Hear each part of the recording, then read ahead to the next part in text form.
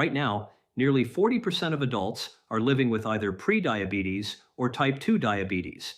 That means almost half the population is walking around with a condition that doesn't just affect blood sugar, but also significantly raises the risk of death from all causes, not only diabetes-related complications. What most people are never really told is that this often starts with lifestyle. You go to a doctor because something feels off, you get diagnosed with a condition linked to daily habits, and instead of clear guidance to reverse it, you're usually given medication or told to return in a few months for another A1C check, and that's where the system feels broken. The real issue isn't just high blood sugar. The deeper problem is insulin resistance. This is the condition that slowly builds in the background over many years, long before any official diagnosis is made. It's strongly driven by the modern food environment we live in today. Ultra-processed foods, constant availability of refined carbohydrates, and daily routines that keep the body in a constant storage state. Insulin resistance is not a minor issue. It is closely connected to many of the biggest killers we know, including heart disease, strokes, kidney failure, dementia, and even certain types of cancer. The worrying part is that the damage doesn't begin when symptoms appear. It starts silently years earlier, affecting your heart, brain, blood vessels, and kidneys long before anything feels wrong. One of the biggest triggers of insulin resistance is repeated and sharp glucose spikes. These frequent blood sugar surges gradually wear down your metabolic health. At Wellness Science Hub, with over 15 years of experience in internal medicine, I've seen this same pattern again and again. Patients don't suddenly develop these diseases in a week. These conditions build slowly over decades, while routine checkups often still show everything is fine. This is why understanding what actually drives these conditions matters so much, along with knowing what you can realistically start doing at home today to improve them. If this kind of information helps you, following Wellness Science Hub helps bring more awareness to people who need it. And if you're already following, thank you. So here are practical, evidence-based ways to help flatten glucose spikes, improve insulin sensitivity, and begin reversing insulin resistance or type 2 diabetes, whether you are trying to prevent it or already diagnosed. These aren't ranked in order because what works best depends on your current situation, but all of them are actionable starting from today. First is building muscle through resistance training. Many people, especially as they age, are quietly losing muscle without realizing how important it is for metabolic health. Muscle is one of the main places your body stores glucose. When muscles contract, they pull sugar directly from the bloodstream with very little need for insulin. This is why even a short walk after eating can lower blood sugar. The real long-term benefit, however, comes from having more muscle overall. The more muscle you have, the more space your body has to store glucose, and the more sensitive your cells remain to insulin. You don't need extreme workouts. Just 2 to 3 short sessions per week with light weights, resistance bands, or even simple chair exercises like sitting down and standing up repeatedly can make a real difference. The key is gently challenging the muscles more than they were challenged before. Second is reducing glucose spikes. This does not mean eliminating carbohydrates completely. A common misconception is that carbs are the enemy in insulin resistance, but that is not accurate. Carbohydrates are simply chains of glucose, and your body handles glucose well when it enters gradually. The real issue happens when glucose enters the bloodstream too quickly, causing sharp spikes. That forces the pancreas to release large amounts of insulin at once. Over time, this pattern contributes to insulin resistance. The goal is to create a slower, steadier rise in blood sugar instead of a sudden spike. This can be done without removing carbs entirely. Choosing slower digesting carbohydrates, eating smaller portions, and pairing them with protein, fiber, or healthy fats all help flatten the curve. A gradual rise is something your body can manage easily, but repeated sharp spikes over years is what drives metabolic damage. Third is liquid calories. Cutting liquid sugar is one of the fastest ways people unknowingly make insulin resistance worse. Drinks like fruit juice, smoothies, sweetened coffees, energy drinks, and even products that look healthy, such as store-bought kombucha or coconut water, can all do this. The problem is not just the sugar itself, but how quickly it enters your system. When you drink sugar, there is no fiber and no chewing to slow it down. It reaches your stomach and then your bloodstream extremely fast, creating one of the sharpest glucose and insulin spikes possible. Even smoothies can have this effect, because blending breaks down fiber. removing the natural structure that slows sugar absorption. As a result, your body absorbs sugar much faster than if you had eaten the whole fruit. This rapid spike is often followed by an insulin overshoot, which drops blood sugar too low. That leads to tiredness, cravings, and hunger returning soon after eating. Over time, this spike and crash cycle becomes very damaging for metabolic health. If someone is serious about improving insulin sensitivity, reducing or removing liquid sugar is usually one of the first and most impactful steps. Next is how you combine foods, especially carbs with protein and fat. When carbohydrates are eaten alone, they break down quickly and cause a fast rise in blood glucose. But when you add protein or fat to the same meal, digestion slows down significantly. Protein influences gut hormones that delay stomach emptying, while fat physically slows the movement of food through the digestive system. This results in a much smoother and slower release of glucose into the blood. It does not require complicated meal planning. Simple combinations are enough. For example, pairing toast with eggs or peanut butter, adding chicken or fish with rice and vegetables, or eating fruit with nuts or cheese. These small adjustments reduce spikes and also keep you fuller for longer, which naturally reduces unnecessary snacking. Stopping constant snacking is another major factor. For years, people were told that eating small meals throughout the day keeps metabolism active, but constant eating keeps insulin elevated all the time. Every time you eat, insulin is released. If you snack repeatedly from morning to night, insulin never gets a chance to come down. Low insulin periods are essential because they allow the body to burn stored fat, restore insulin sensitivity, and perform metabolic repair processes. When insulin stays high all day, those processes are suppressed. Allowing proper gaps between meals helps reset this balance. Hunger may feel unfamiliar at first if you are used to frequent snacking, but the body adapts quickly and hunger signals become more stable. Managing chronic stress is another often overlooked factor.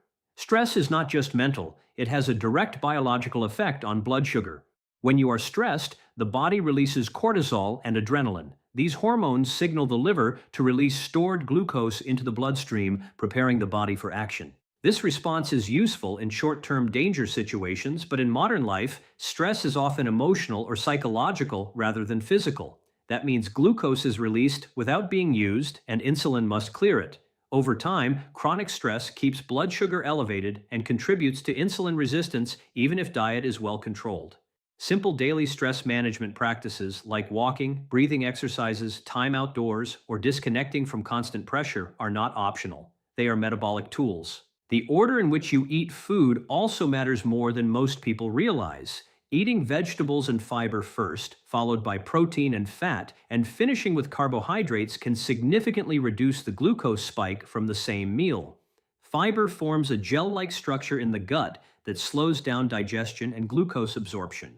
Research has shown that this simple change in sequence can reduce post-meal glucose spikes by a large margin without changing the actual food. It is a simple habit that costs nothing but has a measurable effect on blood sugar control. Sleep is another powerful regulator of insulin sensitivity. Even one night of poor sleep can reduce how well the body responds to insulin the next day. Poor sleep disrupts hunger hormones, increases cravings for sugar and fat, and reduces metabolic efficiency. When poor sleep becomes chronic, it steadily worsens insulin resistance. Keeping a consistent sleep schedule, aiming for enough rest in a cool and dark environment, and reducing screen exposure before bed all help maintain stable metabolic function. Sleep is not just rest for the brain, it is recovery for your entire metabolic system. Closely related is the idea of avoiding naked sugar.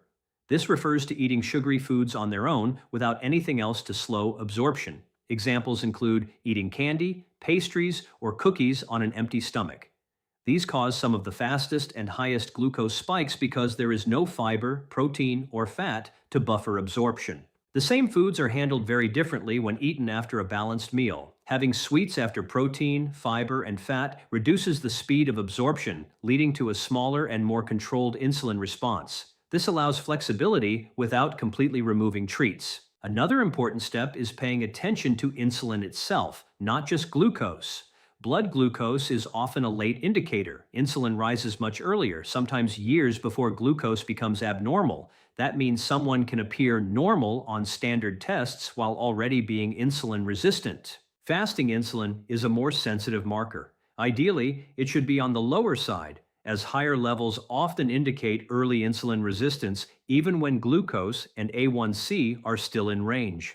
Monitoring insulin early allows intervention long before diabetes develops. In many cases, lifestyle changes that lower insulin are the same ones that improve overall metabolic health. Eating less frequently, reducing processed food, improving activity, and managing stress. Cutting back on ultra-processed foods is also essential. These foods are not just high in sugar or calories, they are engineered products containing additives like emulsifiers, stabilizers, and artificial flavors. They are designed to be hyper-palatable and easy to overconsume. Research suggests they may worsen insulin resistance even when calorie intake is controlled. They are rapidly digested, lack fiber, and may negatively affect gut bacteria and metabolic signaling. A simple rule is to avoid foods with long ingredient lists full of items you would not use in a home kitchen. Whole, minimally processed foods are far easier for the body to regulate. Walking after meals is one of the simplest and most effective habits for controlling blood sugar.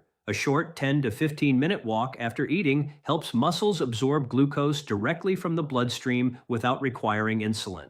This is especially powerful after larger meals when glucose levels naturally rise. Practicing this regularly improves how efficiently the body clears sugar over time, even when not actively exercising. It is one of the highest return habits because it requires no equipment and can be done anywhere. Finally, aligning eating patterns with your body's internal clock can make a significant difference. The body is naturally more insulin sensitive in the morning and less sensitive at night. This means the same meal causes a lower glucose response earlier in the day compared to late at night. Eating heavier meals earlier and reducing late-night carbohydrate intake supports better metabolic control. This simple timing shift works with the body's natural rhythm rather than against it, improving glucose regulation with very little effort. A real breakfast, a proper lunch, and a lighter dinner that you finish at least 2 to 3 hours before going to bed can make a meaningful difference to your metabolic health. This simple structure gives your body enough time to process food while insulin sensitivity is still relatively high during the earlier part of the day. As an added benefit, many people also notice that their sleep improves when they avoid heavy late-night meals. Another important step is getting the right tests done, especially the early markers that shift long before blood sugar becomes obviously abnormal. Your HbA1c, which reflects your average blood glucose over the past 2 to 3 months, is generally considered normal, below 5.7%. However, optimal metabolic health is usually closer to 5.4% or lower because risk begins to rise gradually even before official thresholds are crossed. You can also learn a lot from 2 common markers already included in routine blood work: triglycerides and HDL cholesterol. When triglycerides are elevated and HDL is low, this pattern strongly suggests insulin resistance, even if glucose levels still appear normal. A simple calculation, dividing triglycerides by HDL, can be revealing. A ratio above 3 often points toward insulin resistance, while a value under 2 is generally more favorable. Instead of relying on a single glucose reading, it is far more useful to look at the full metabolic picture, including HbA1c, fasting insulin, and lipid profile together. Detecting these changes early can give you years, even decades, to reverse the process. Another powerful strategy is creating longer insulin-free periods throughout the day. Every time you eat, insulin rises. If you are eating continuously, insulin remains elevated without a chance to return to baseline. By keeping your food intake within a consistent daily window, such as 10 to 12 hours, and avoiding late-night eating, you allow insulin levels to drop for several hours each day. During these low insulin periods, your cells regain sensitivity and your body can access stored fat more effectively since high insulin blocks fat burning. This does not require extreme fasting or skipping meals. Simply finishing dinner and avoiding food until breakfast is enough for many people. While it can feel challenging at first, especially if you are used to late-night snacking, the body adapts quickly and the routine becomes easier over time. A consistent eating window is one of the most sustainable ways to support metabolic health. Alcohol intake is another factor that is often overlooked. Alcohol affects blood sugar regulation in multiple ways. It interferes with the liver's ability to release glucose steadily, which can lead to unstable blood sugar levels. It also promotes visceral fat accumulation around internal organs, which is strongly linked to insulin resistance. In addition, alcohol disrupts sleep quality, and poor sleep directly reduces insulin sensitivity the following day. Even moderate consumption, such as a few drinks per week, can slow progress for some people trying to reverse insulin resistance. Reducing intake or eliminating it for a period of time can significantly improve results. The key is being honest about frequency and understanding its impact on metabolic health. Fiber intake is another crucial factor. Fiber, especially soluble fiber found in vegetables, legumes, oats, and fruits, slows digestion and reduces the speed at which glucose enters the bloodstream. It also supports gut bacteria, which produce compounds that improve insulin sensitivity. Most people should aim for around 25 to 30 grams of fiber per day, yet many consume far less. Increasing fiber intake does not require complicated changes. Adding vegetables to every meal, including breakfast, eating salads with lunch, or choosing fruit, nuts, or legumes instead of processed snacks can significantly improve daily intake. Over time, these habits become natural and support more stable blood sugar control. Targeting visceral fat is equally important. This is the deep abdominal fat that surrounds internal organs and actively produces inflammatory signals and hormones that worsen insulin resistance. Importantly, body weight alone does not always reflect visceral fat levels. Someone can appear normal weight while still carrying excess visceral fat. Waist measurement is a more useful indicator than scale weight.